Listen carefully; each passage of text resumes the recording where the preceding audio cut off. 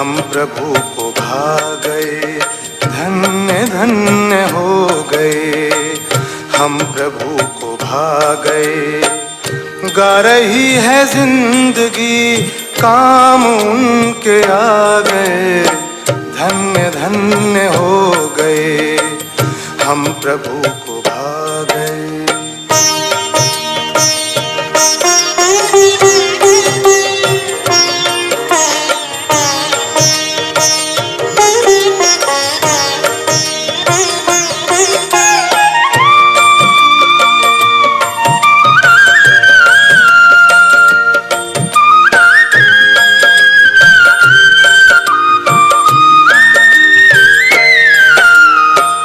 आपने ख्याल किया स्वर्ग का सृजन करूं, ऐसे काम के लिए किसको अपने संग लूं। आपको हम पा गए, आप हमको पा गए, धन्य धन्य हो गए। हम प्रभु को भा गए, धन्य धन्य हो गए। हम प्रभु को भा गए।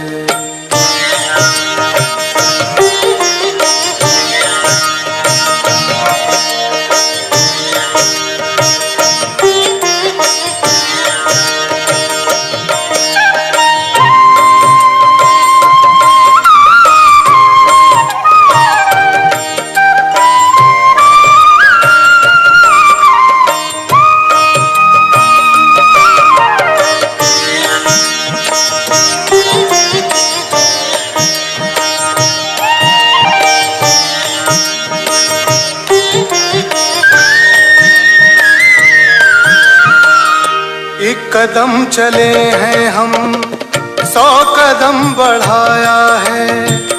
एक बार बाबा कहे, अपार प्यार पाया है। मीठे मीठे बच्चे कहे, हमारे दिल पे छा गए, धन्य धन्य हो गए। हम प्रभु को भा गए, धन्य धन्य हो गए। हम प्रभु को भा गए।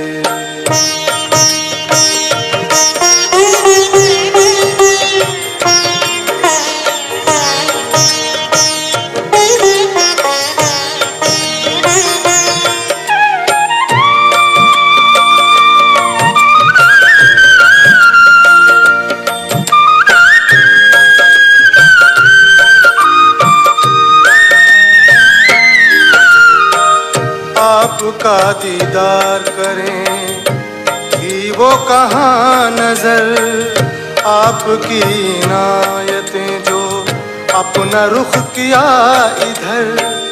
हम तो ज्योति बिंदु से है सिंधु में समा गए, धन्य धन्य हो गए। हम प्रभु को भा गए, धन्य धन्य हो गए। हम प्रभु को भा गए, गा रही है जिंदगी, काम उनके आ गए, धन्य धन्य हो गए। हम प्रभु को भा गए।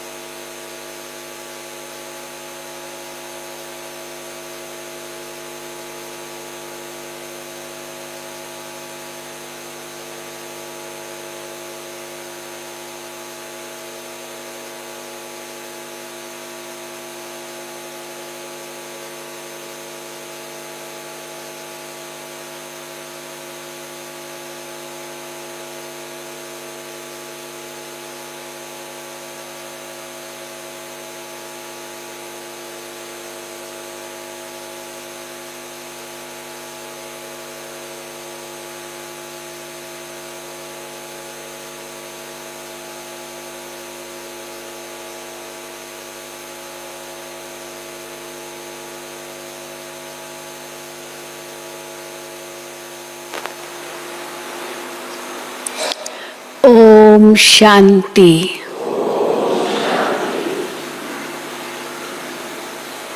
आज बाबा ने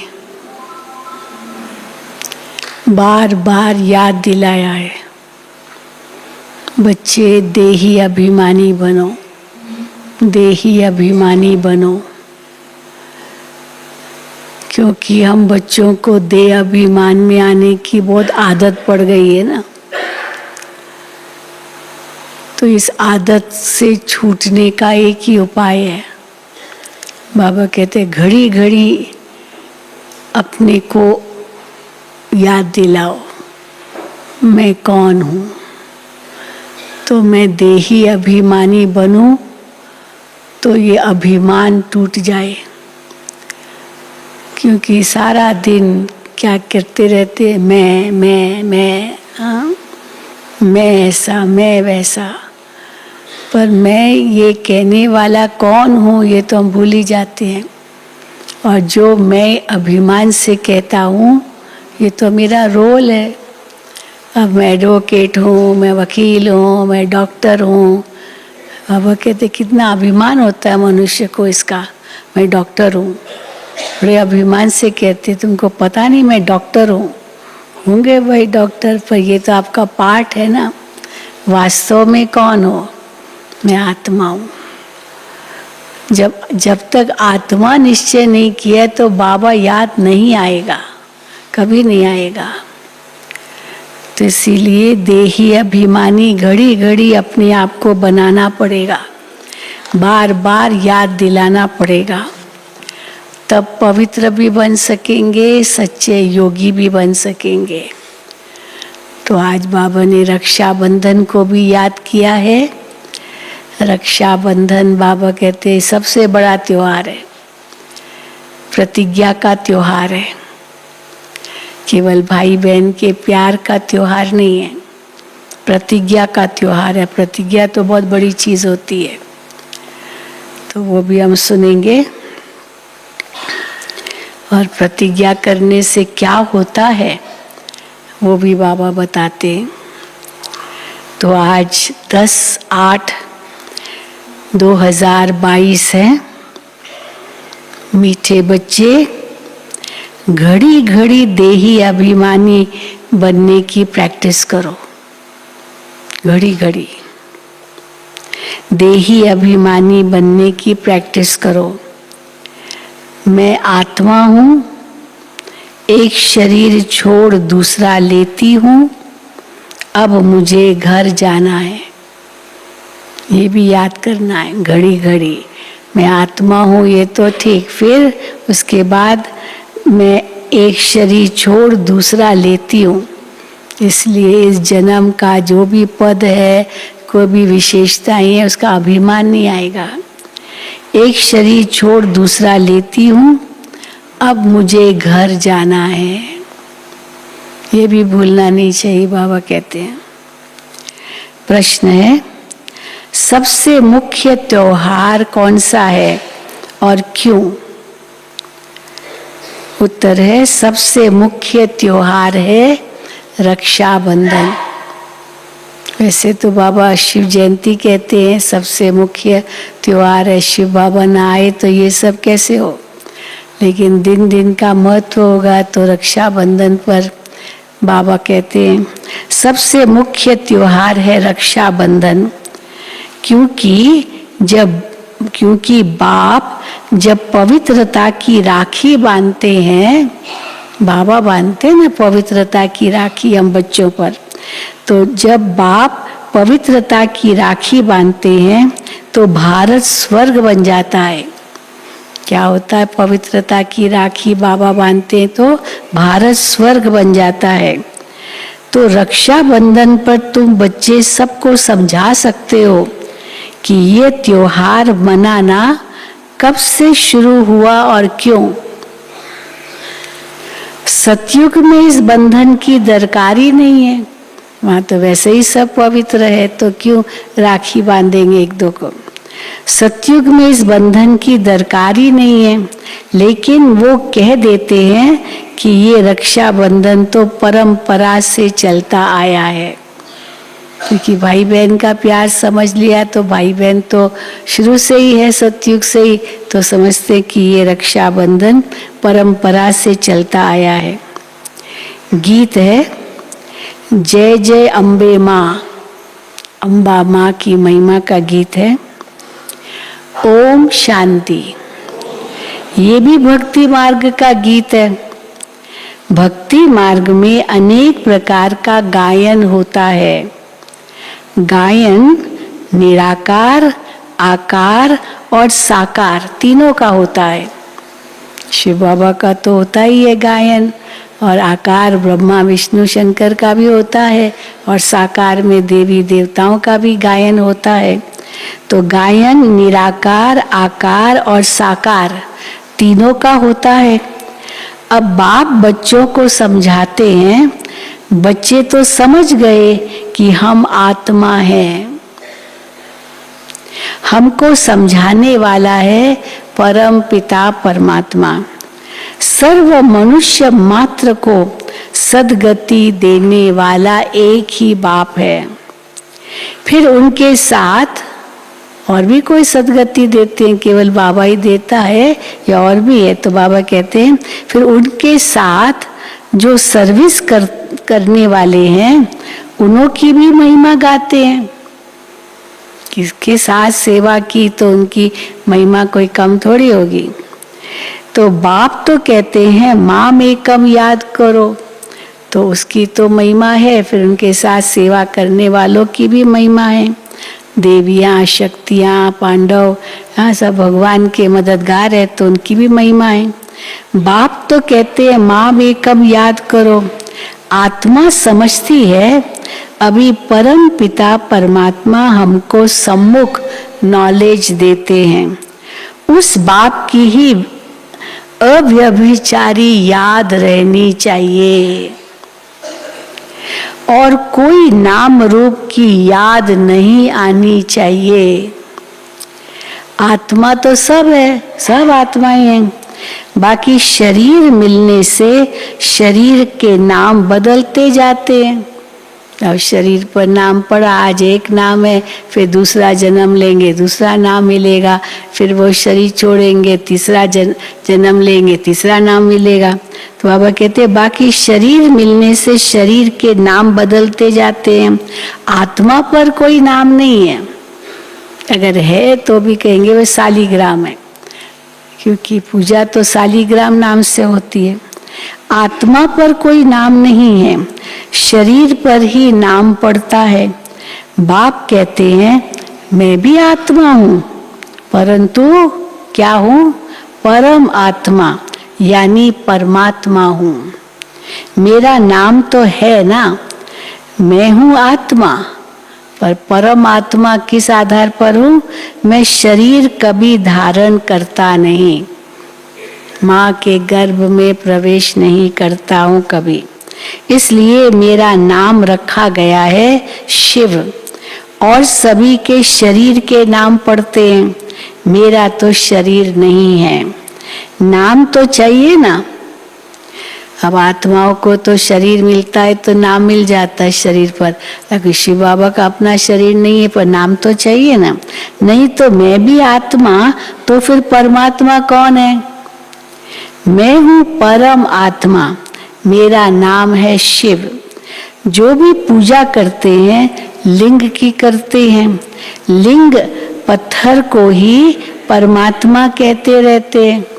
वो लिंग पत्थर तो परमात्मा नहीं है, परमात्मा तो ज्योति बिंदु है, लेकिन वो एक प्रतीक चिन्ह है ज्योतिर्लिंगम।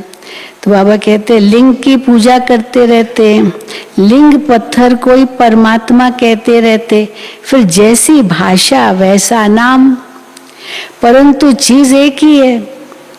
जैसे तुम्हारी आत्मा वैसे मेरी आत्मा, मैं भी आत्मा तुम भी आत्मा, तो तुम्हारी आत्मा भी ज्योति बिंदु, मेरी आत्मा भी ज्योति बिंदु। तुम भी बिंदी, मैं भी बिंदी हूँ। मुझ बिंदी का नाम है शिव। पहचान के लिए नाम तो चाहिए ना। इस समय ब्रह्मा सरस्वती जो बड़े ते बड़े हैं, उनको भी सद्गति मिल रही है। सद्गति तो सभी आत्माओं को मिलती है, सभी आत्माएं परम धाम में रहती है, फिर भी परमात्मा को तो अलग रखेंगे ना। हम सब आत्माएं परम धाम में रहते, शिव बाबा भी रहते, लेकिन फिर भी उनकी आत्मा को तो अलग रखेंगे ना, क्योंकि जन्म गर्भ से नहीं लेते। फिर भी परमात्मा को तो अलग रखेंगे ना। सबको अपना अपना पाठ मिला हुआ है। सारी रुद्र माला का बीज रूप बाप है ना। सभी उनको याद करते हैं, ओ गॉड फादर। सभी जगह फादर को याद करते हैं, मदर को नहीं। यहाँ भारत में ही आकर पतितों को पावन बनाते हैं। मदर भी एडॉप्टेड है, मदर एडॉप्टेड है, माना सरस्वती मदर है, माँ है, वो भी एडॉप्टेड है। सरस्वती को भी परम पिता परमात्मा ने ब्रह्मा द्वारा एडॉप्ट किया है और फिर इसमें प्रवेश किया है। ये एडॉप्शन और प्रकार की है। शिव बाबा ने ब्रह्मा तन में प्रवेश किया और फिर मम्मा को एडॉप्ट किया। तो बाबा कहते हैं ये एडॉप्शन और प्रकार की है। थ्रू तो कोई चाहिए ना, किसके द्वारा एडॉप्ट किया, तो थ्रू तो कोई चाहिए ना। कहते हैं इन द्वारा मैं नॉलेज सुनाता हूँ, इन द्वारा बच्चे एडॉप्ट करता हूँ। तो ये माता भी सिद्ध होती है, प्रवृत्ति मार्ग है ना। परंतु है तो मेल, ये माता हो गई, परंतु है तो मेल, इसलिए मुख्य सरस्वती को माता का पद, माता के पद पर रखा जाता है। ये बड़े गुह्य राज समझने के हैं। कैसे ये माँ है, कैसे फिर ये माँ बनती है, कैसे वो पिता है, कैसे रचना रचते हैं। बाबा कहते हैं ये बड़े गुह्य राज समझने के हैं। प्रजापिता है ना, प्रजा को रचने वाला, प्रजापिता, हाँ, प्रजा को रचने वाला। इन द्वारा वो रचते हैं, शिव बाबा इन द्वारा प्रजा रचते हैं। ऐसे नहीं कि सरस्वती द्वारा कोई एडॉप्ट करते हैं, सरस्वती द्वारा प्रजा नहीं रचते, केवल ब्रह्मा द्वारा ही प्रजा रचते, इसलिए इनको प्रजापिता कहेंगे। ऐसे नहीं कि सरस्वती द्वारा कोई एडॉप्ट करते, नहीं, ये तो बड़ी समझ की बात है। तो पहले पहले बाप का परिचय देना है, पहले पहले बाप का परिचय देना होता है। गाते भी हैं पतित पावन आओ। अब ये किसने कहा पतित पावन आओ? आत्मा ने कहा। क्यों कहा? क्यों कहा आत्मा ने पतित पावन आओ? क्योंकि आत्मा और शरीर दोनों ही पतित है। इस समय दोनों ही पतित है, इसीलिए अब शरीर तो नहीं पुकारेगा ये पतित पावन आओ, तो आत्मा पुकारती है। क्योंकि आत्मा और शरीर दोनों ही पतित हैं। पहले तो अपने को आत्मा समझना है। आत्मा ही कहती है मैं एक शरीर लेता हूँ, फिर छोड़ता हूँ, हाँ, फिर दूसरा लेता हूँ, छोड़ता हूँ, ये आत्मा कहती है। तो एक एक बात निश्चय में बिठानी होती है, क्योंकि कई नहीं मानते ना, कोई आत्मा ऐसे शरीर लेती है, छोड़ती है, लेती है, छोड़ती है, पुनर्जन्म को कई नहीं मानते। तो बाबा कहते एक एक बात निश्चय में बिठानी होती है, क्योंकि नई बात है ना। और जो सुनाते हैं वो है मनुष्य, और जो भी सुनाते वो तो सब मनुष्य सुनाते हैं, भगवान तो नहीं है। जब कोई आते हैं तो पहले पहले ये समझाओ कि आत्मा और शरीर ये दो चीजें हैं। आत्मा अविनाशी है। पहले अपने को आत्मा समझो। मैं मैजिस्ट्रेट हूँ, ये भी कहा किसने?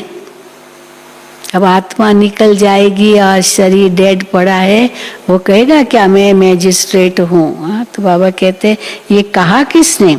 आत्मा इस ऑर्गन्स द्वारा कहती है। आत्मा जानती है मेरा शरीर का नाम भी है और पद भी है मैजिस्ट्रेट का। ये शरीर छोड़ने से मैजिस्ट्रेट पद और शरीर का नाम रूप सब बदल जाएगा, पद भी दूसरा हो जाएगा। तो पहले पहले आत्मा अभिमानी बनना है। अंडरलाइन, कोई भी बात हो, पहले पहले आत्मा अभिमानी बनना है। मनुष्यों को तो आत्मा का ज्ञान ही नहीं है। पहले आत्मा का ज्ञान देकर फिर समझाओ कि आत्मा का बाप तो परमात्मा है। आत्मा दुखी होती है तो पुकारती है ओ गॉड फादर, वही पतित पावन है। आत्माएं सभी पतित हो गई है तो जरूर परम पिता परमात्मा को आना पड़ेगा, क्योंकि वही पतित पावन है। अब बाकी तो सब पतित हो गई है। पतित दुनिया और पतित शरीर में आना पड़ेगा, क्योंकि पावन तो यहाँ कोई है ही नहीं। बाप खुद कहते हैं मुझ दूर देश के रहने वाले को बुलाते हैं, क्योंकि तुम पतित हो और मैं, शिव बाबा कहते मैं एवर पावन हूँ, सदा पावन हूँ, तुम इस समय पतित हो। भारत पावन था, अभी पतित है। पतित पावन बाप आकर आत्माओं से बात करते हैं, हे आत्माएं तुम पतित हो गई हो, मैं पतित पावन बाप तुमको पावन बनाता हूँ। तो बाबा कहते हैं पतित पावन बाप आकर आत्माओं से बात करते हैं, ब्रह्मा तन में आकर समझाते हैं, इसलिए इनका नाम है प्रजापिता ब्रह्मा। ब्रह्मा द्वारा प्रजा रचते हैं। कौन सी प्रजा? प्रजापिता ब्रह्मा द्वारा प्रजा रचते हैं। तो कौन सी प्रजा? जरूर नई प्रजा रचेंगे, जो पहले से ही है उसको तो नहीं रचेंगे, नई प्रजा रचेंगे। आत्मा जो अपवित्र है उनको पवित्र बनाते हैं। कैसे नई प्रजा रचते हैं? कोई नई प्रजा कोई परम धाम से नहीं आएगी, है तो सब आत्माएं यहाँ ही, पर जो अपवित्र बन गई है आत्मा, उनको पवित्र बनाते हैं।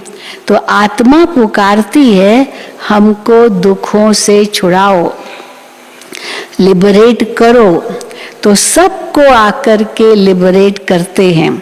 माया ने सबको दुखी किया है, सबको दुखी किया है, छोटा बड़ा जवान बूढ़ा सब दुखी। आत्मा ने सबको दुखी किया है।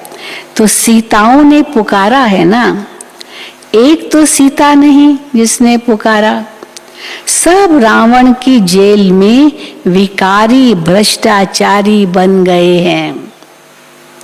ये सुन करके लगता है ना हम भी तो ऐसे ही थे ना, अब बाबा ने कितना बदल दिया है हमें। सब रावण की जेल में विकारी भ्रष्टाचारी बन गए हैं। है ही रावण राज्य, राम तो है निराकार।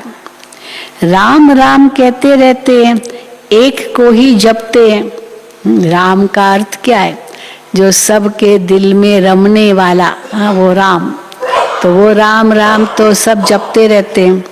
राम राम कहते हैं ना, एक को ही जपते हैं। गॉड फादर शिव निराकार, तो उनको ऑर्गन्स चाहिए ना, तो शिव बाबा इन द्वारा बैठ समझाते हैं। गॉड फादर शिव निराकार, तो उनको ऑर्गन्स चाहिए, तो शिव बाबा इन द्वारा बैठ समझाते हैं।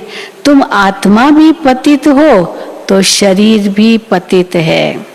हाँ, इन द्वारा समझाते हैं। क्या समझाते हैं? तुम आत्मा हो, पर आत्मा भी पतित हो गई इस समय और शरीर भी पतित है। अभी तुम शाम हो, फिर सुंदर बनते हो। पतित माना शाम, सावरा काला, और बाबा कहते सुंदर माना गोरा, अर्थात पावन। अभी तुम शाम हो, फिर सुंदर बनते हो। बाप ज्ञान का सागर, ज्ञान की वर्षा करते हैं। क्या होता है ज्ञान वर्षा से? अभी शाम बन गए, सब सांवरे बन गए, काले बन गए, पतित बन गए, तो बाबा आकर के ज्ञान वर्षा करते हैं। तो क्या होता है उससे? जिससे तुम गोरे बन जाते हो। फिर सुंदर बन जाते हो। भारतवासी गोरे थे ना, फिर काम चिता पर चढ़ सांवरे वैश्य शूद्र वंशी बन पड़े हैं।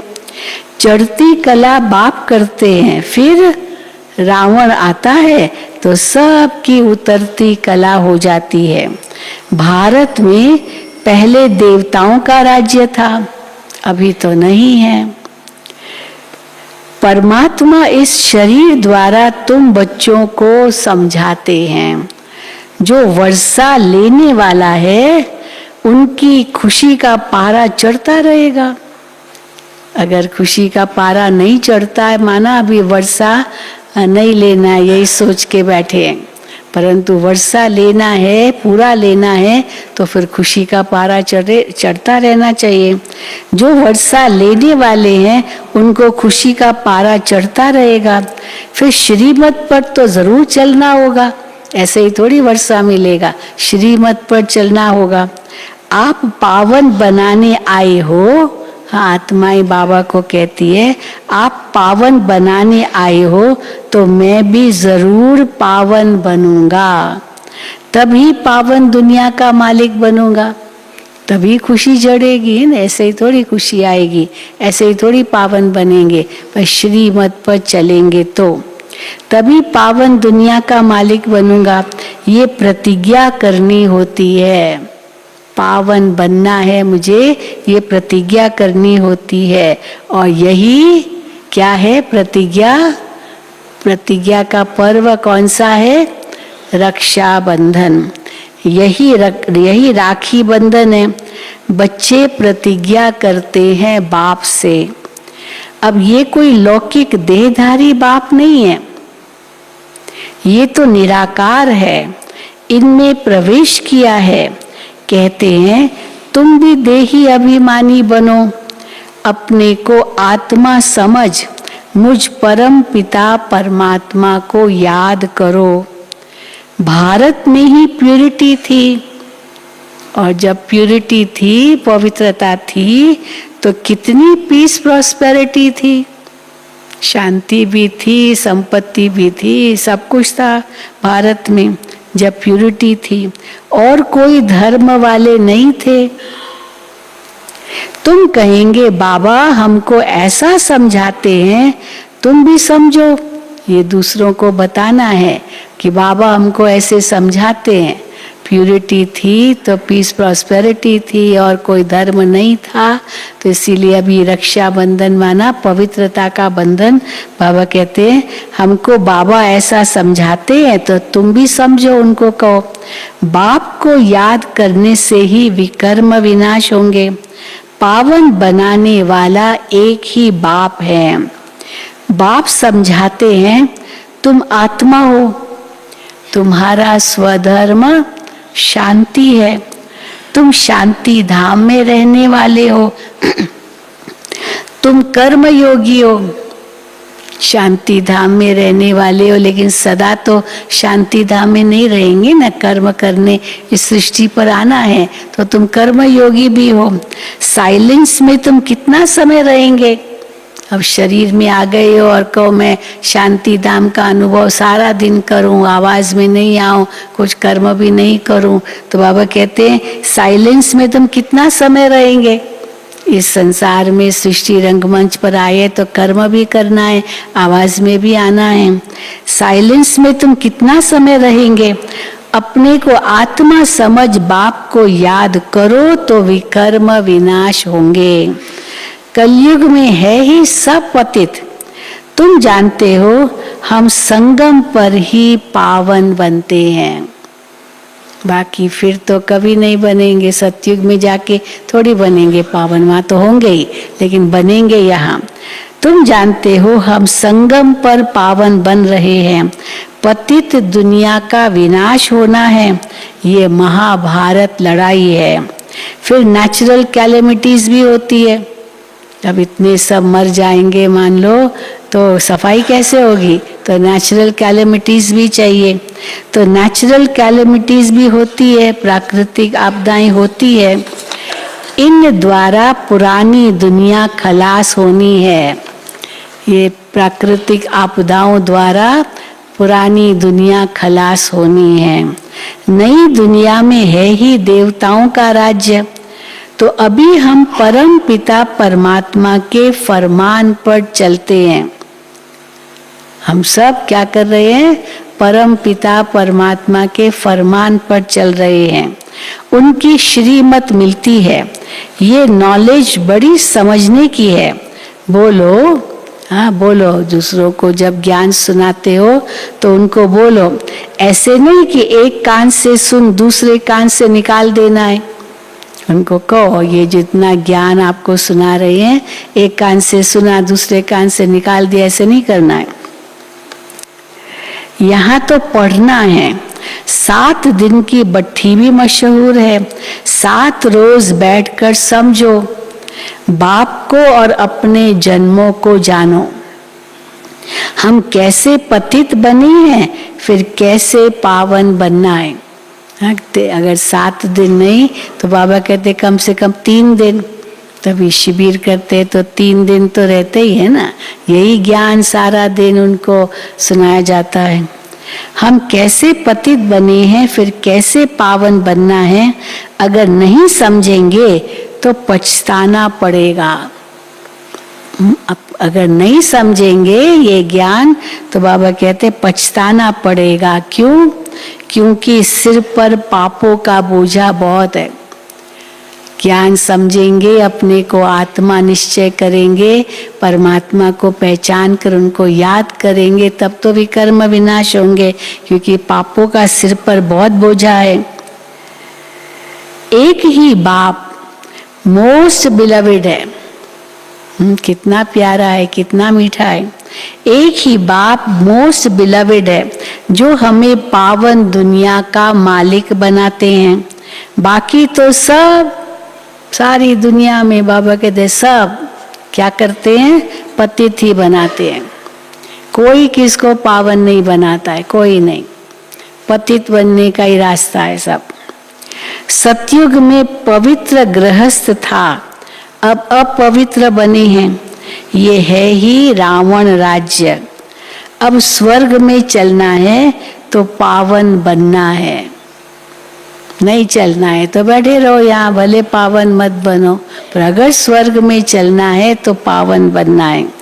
तब ही बेहद के बाप से वर्षा मिलेगा। ये तो याद करो। क्या याद करो? हम शांति धाम के वासी हैं, फिर सुख धाम में आएंगे। हाँ? अभी कहाँ बैठे हैं? अभी दुख धाम में बैठे हैं। फिर जाना है शांति धाम, इसलिए देही अभिमानी बनना है। वहाँ शरीर को नहीं ले जाएंगे शांति धाम, ये यहीं छोड़ना है, इसलिए देही अभिमानी बनना है। तो बाप कहते हैं घर में रहते एक तो पवित्र बनो, दूसरा मुझे याद करो, तो पाप नाश हो जाएंगे। याद नहीं करेंगे, पवित्र नहीं रहेंगे, तो बाबा कहते विकर्म कैसे विनाश होंगे? फिर तो सजाएं खानी पड़ेगी। फिर नहीं तो नहीं ये सब करेंगे, न याद में रहेंगे, न पवित्र रहेंगे, तो विकर्म कैसे विनाश होंगे? रावण राज्य से कैसे छूटेंगे? यही तरीका है रावण राज्य से छूटने का। यहाँ सब शोक वाटिका में है। भारत आधा कल्प शोक वाटिका में और आधा कल्प अशोक वाटिका में रहता है। अशोक माना सुख, शोक माना दुख, तो शोक और अशोक। तो बाबा कहते हैं भारत आधा कल्प शोक वाटिका में और आधा कल्प अशोक वाटिका में रहता है। अभी आप भी पतित दुनिया में हो ना। हम कौन सी दुनिया में? शोक वाटिका में है या अशोक वाटिका में, या दोनों में नहीं है? अभी तो हम क्या कहेंगे, अति इंद्रिय सुख के वाटिका में है ना, बाबा की गोद की वाटिका में है, ईश्वरीय वाटिका में है। तो इसीलिए क्योंकि अशोक तो अभी तक नहीं है, दुनिया में दुख तो बहुत है। तो इसलिए शोक वाटिका तो दुनिया में, पर हमारे पास तो शोक नहीं है, तो हम कौन सी वाटिका में हैं? अति इंद्रिय सुख की वाटिका। बाबा के अति इंद्रिय सुख में झूलते रहते हैं। तो बाबा कहते आप भी पतित दुनिया में हो ना, ये दुनिया वालों को कहो, ऐसे कहो आप भी पतित दुनिया में न हो ना, तुम अथॉरिटी से समझाने वाले हो तो भी रिस्पेक्ट से बोलना है। ऐसे नहीं कि आप पतित हो गए हो, आप पतित हो, विकारी हो। बाबा कहते ऐसे नहीं, रिस्पेक्ट से बोलना है।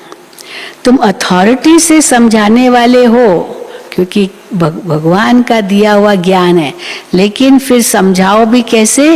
रिस्पेक्ट से। तो भी रिस्पेक्ट से बोलना है कि तुम भल कहते हो हम गॉड फादर की संतान है, परंतु फादर का ज्ञान कहाँ है? हाँ, बाबा कहते रिस्पेक्ट से ये कहो। हाँ, ये नहीं कहो तुम तो अज्ञानी हो, तुमको कुछ पता नहीं है, ऐसे नहीं, ये तो रिस्पेक्ट तो नहीं होगी ना। परंतु फादर का ज्ञान कहाँ है? लौकिक बाप को तो जानते हो, परंतु पारलौकिक बाप जो इतना बेहद का सुख देते हैं, स्वर्ग का मालिक बनाते हैं, उनको तुम नहीं जानते हो। भारत को जिसने स्वर्ग बनाया था उनको तुम भूल गए हो, इसलिए ही यह हालत हुई है। क्यों ये हालत हुई है? क्योंकि बाप भगवान जिसने हम स्वर्ग बनाया था भारत को, उसको हम सब भूल गए, इसलिए ये हालत हुई है। सभी भ्रष्टाचारी हैं क्योंकि विष से पैदा होते हैं।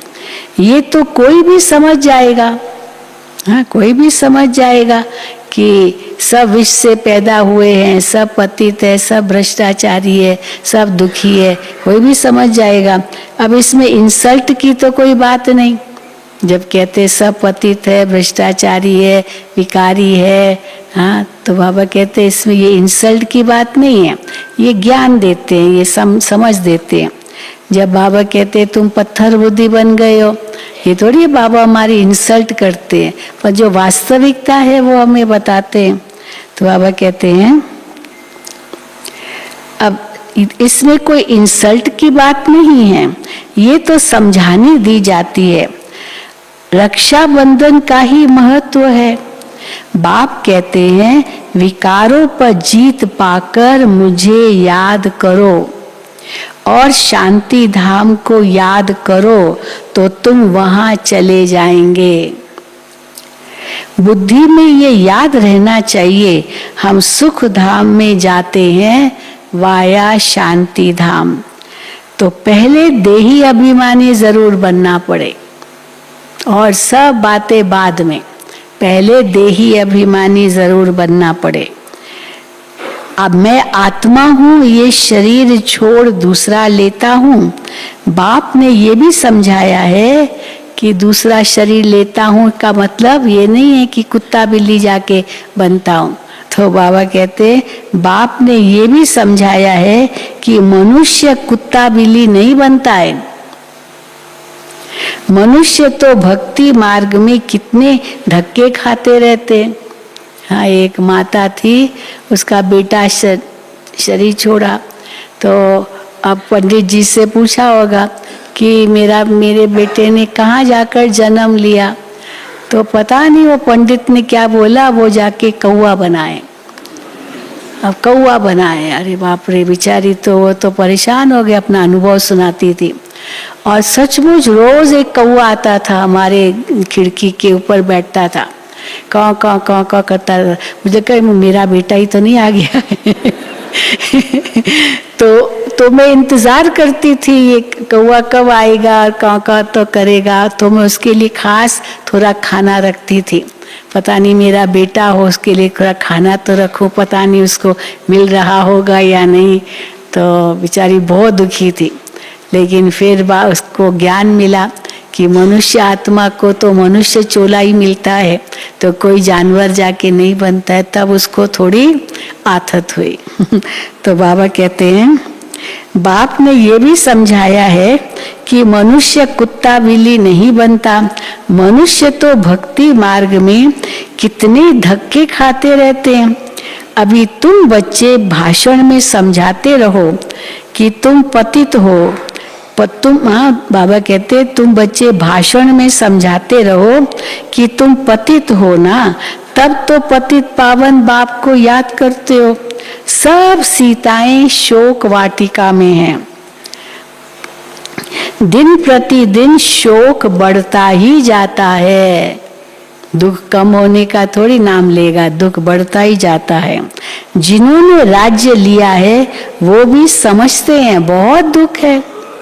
भले कितने भी राजनेता बन गए, यहाँ बहुत पद तो मिल गया, पर बाबा कहते हैं वो भी समझते हैं बहुत दुख है। कितना माथा मारते रहते हैं। एक को शांत कराते हैं तो दूसरा खड़ा हो जाता है। लड़ाई लगती रहती है, शांति के बदले और ही अशांति होती जाती है। बाप आकर इस दुख अशांति को मिटाए सुख धाम बना देते हैं। पुरानी दुनिया में है दुख, नई दुनिया में है सुख। अब ये राखी बंधन का बड़ा त्योहार है, तो समझाना है ये रिवाज किसने डाला, किसने शुरू किया रक्षाबंधन, किसने ये रिवाज डाला राखी बांधने का। पतित पावन परमात्मा बाप ने ये रिवाज बाबा ने शुरू किया। उसने आकर के पवित्रता की प्रतिज्ञा कराई। 5000 वर्ष पहले प्रतिज्ञा की थी। हाँ, याद आता है 5000 वर्ष पहले भी बाबा ने ये राखी बांधी थी और हम सब ने प्रतिज्ञा की थी। अब फिर परम पिता परमात्मा से बुद्धि योग लगाओ तो तुम पावन बन जाएंगे। पूछो राखी कब से बांधते आए हो, किसी से भी पूछो राखी कब से बांधते आए हो तो कहते ये तो अनादि कायदा है, अनादि कायदा है। अरे पावन दुनिया में थोड़ी राखी बांधेंगे, यहाँ तो कोई पावन है नहीं। अब बाप फरमान करते हैं कि पवित्र बनो तो पवित्र दुनिया में चलेंगे। प्यूरिटी है फर्स्ट, सबसे मुख्य बात पवित्रता। पवित्र प्रवृत्ति मार्ग था, अब नहीं है। स्वर्ग में दुख का नाम ही नहीं होता है और नरक में फिर, स्वर्ग में दुख का नाम ही नहीं होता है और नरक में फिर सुख का नाम नहीं है।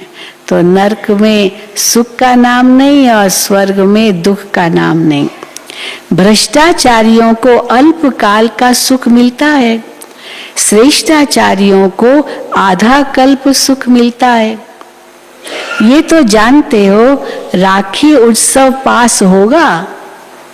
अभी कल राखी का दिन है, बहुत राखी बांधेंगी बहनें, भाइयों को राखी बांधेंगी तो बहुत होगा। सारा दिन रक्षाबंधन का ही कार्यक्रम चलता है। अब राखी उत्सव पास होगा, कहेंगे क्या कहेंगे, अब कल का दिन पूरा हो गया, राखी पूरी हुई, चलो कोई तो 8-8 दिन, 1-1 महीना भी चलाते हैं, पर चलो ये उत्सव पूरा हुआ तो क्या कहेंगे, कहेंगे कल्प पहले भी ऐसे ही हुआ था। ड्रामा, फुल स्टॉप लग गया, पूरा हुआ। ड्रामा को पूरा न समझने के कारण मूंझ भी पड़ते हैं। तो पहले पहले परिचय देना है बाप का। बाप ही आकर के लिबरेट करते हैं। तो राखी बंधन कब से शुरू हुआ, इनका भी बड़ा महत्व है। तो लिख देना चाहिए, आकर समझो, बोर्ड पर लिख देना चाहिए राखी बंधन कब शुरू हुआ, किसने शुरू हुआ। बाबा कहते हैं ये बोर्ड पर लिखना चाहिए, आकर के समझो। कोई को तो समझाओ, कोई को भी समझाओ, कहाँ भी भाषण के लिए जगह दे। कांग्रेस वाले दुकानों पर खड़े होकर के भाषण करते हैं तो ढेर आ जाते हैं। होगा उस समय कांग्रेस तो था ही ना, सरकार तो उनकी थी। वो कांग्रेस वाले क्या करते थे, दुकानों पर खड़े होकर के भाषण करते तो ढेर आ जाते हैं। कोई और जगह न मिले तो दुकान के बाहर ही खड़े होकर के भाषण करते हैं। सर्विस के लिए पुरुषार्थ करना चाहिए। अच्छा अच्छा, मीठे मीठे सिकिल दे बच्चों प्रति माता पिता बाप दादा का याद प्यार और गुड मॉर्निंग। रूहानी बाप की रूहानी बच्चों को नमस्ते। बच्चों की रूहानी बाप दादा को याद प्यार गुड मॉर्निंग और नमस्ते। धारणा के लिए मुख्य सार। पहला, अथॉरिटी के साथ साथ बहुत रिस्पेक्ट से बात करनी है। अथॉरिटी के साथ साथ बहुत रिस्पेक्ट से बात करनी है। सबको पतित से पावन बनाने की युक्ति बतानी है। सबको पतित से पावन बनाने की युक्ति बतानी है। दूसरा, एक अव्यभिचारी याद में रहना है। किसी भी देहधारी के नाम रूप को याद नहीं करना है। एक अव्यभिचारी याद में रहना है। किसी भी देहधारी के नाम रूप को याद नहीं करना है। पावन बनने की ही प्रतिज्ञा बाप से करनी है। पावन बनने की ही प्रतिज्ञा बाप से करनी है। वरदान, हद की इच्छाओं का त्याग कर अच्छा बनने की विधि द्वारा सर्व प्राप्ति संपन्न भव। हद की इच्छाओं का त्याग कर अच्छा बनने की विधि द्वारा सर्व प्राप्ति संपन्न भव। जो हद की इच्छाएं रखते हैं, क्या होता है उनका? जो हद की इच्छाएं रखते हैं उनकी इच्छाएं कभी पूरी नहीं होती है। क्यों कभी पूरी नहीं होती है? क्योंकि आज एक इच्छा रखी, चलो कुछ मिल गया, फिर कल दूसरी इच्छा पैदा होगी, तो इच्छाएं तो पूरी होती ही नहीं है। जो हद की इच्छाएं रखते हैं उनकी इच्छाएं कभी पूरी नहीं होती। अच्छा बनने वालों की सभी शुभ इच्छाएं स्वतः पूरी हो जाती है।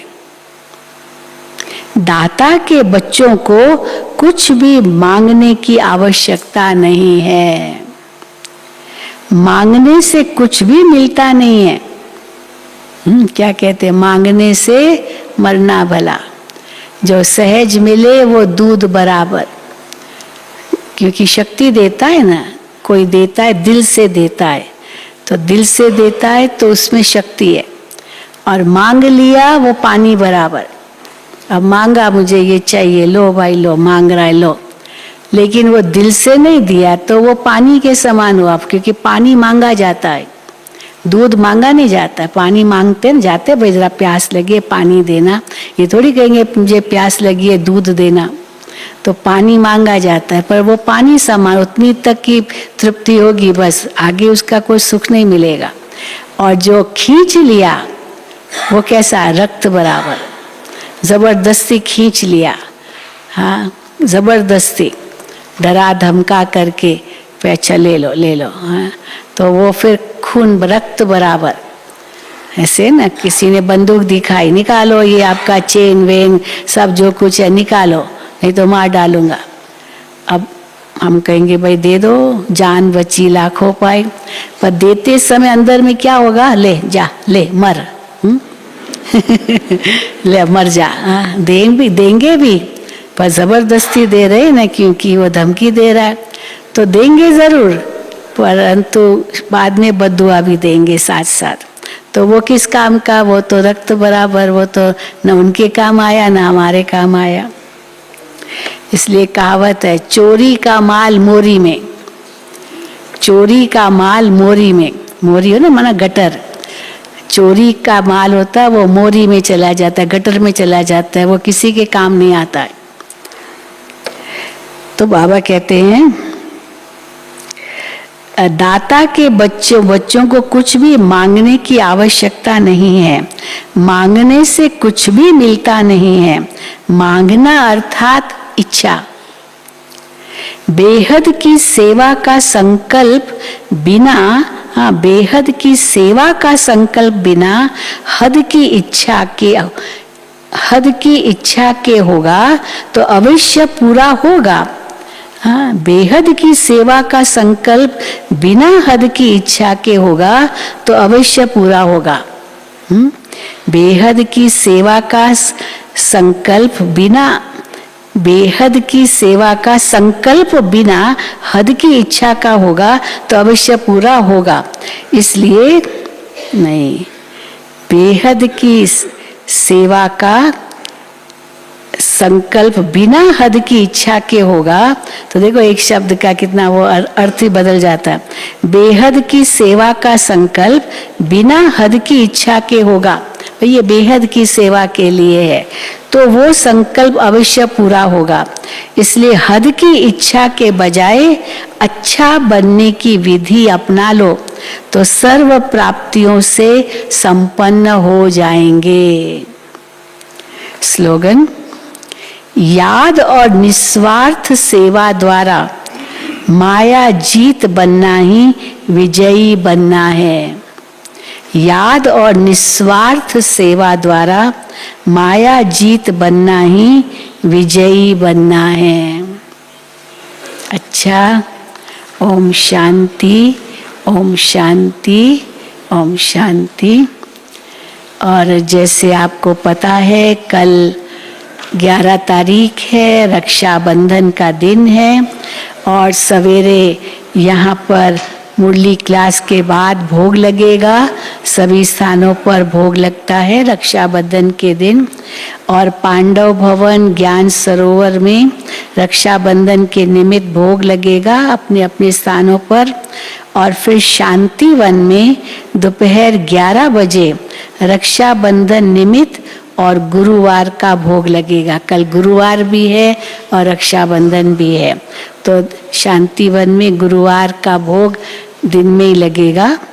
और फिर रक्षाबंधन का प्रोग्राम 11 तारीख को पांडव भवन, ज्ञान सरोवर, Shantivan, global hospital, Sangam Bhawan, trauma centre, eye hospital, nursing college, Shivmani, peace park, BK colony, Abu निवासी, नए पुराने सेवाधारी भाई बहने तथा भट्ठी में आए हुए कुमार, नीचे कुमार भाई है बहुत, भट्ठी में आए हुए कुमार भाई प्रातः 10 बजे डायमंड हॉल शांतिवन में इकट्ठे होंगे। दिन में 10 से 11 योग और फिर क्लास होगा। 11 बजे राखी का भोग बाबा को लगाया जाएगा और भोग का संदेश सुनाया जाएगा। और कुछ मुख्य भाई दादी जी तथा दीदियों को राखी बांधेंगे और दादी जी उन भाइयों को राखी बांधेगी। तो जिन भी भाई बहनों ने राखी नहीं बंधवाई उनको राखी बांधी जाएगी। फिर ब्रह्मा भोजन खा के आएंगे।